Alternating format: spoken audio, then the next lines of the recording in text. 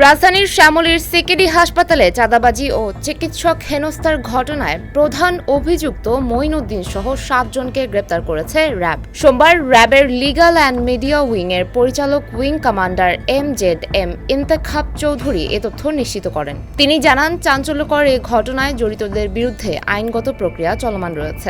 রোববার দিবাগত রাতে নড়াইল ও ঢাকার বিভিন্ন এলাকায় অভিযান চালিয়ে তাদের গ্রেপ্তার করা হয়। সিকেডি হাসপাতালে চাঁদা দাবির ঘটনায় র্যাবের যৌথ অভিযানে র্যাব 2, 4 এবং 6 এবং র্যাব সদর দপ্তরের গোয়েন্দা শাখার সহযোগিতায় অভিযুক্ত প্রধান আসামি সহ 7 জনকে গ্রেপ্তার করেছে।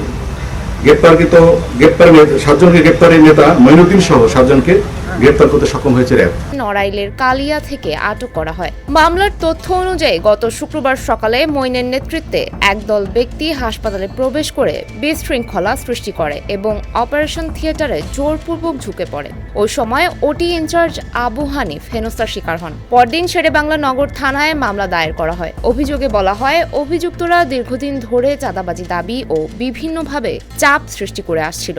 Sumaiya Haque Tonni, desk report, face the people.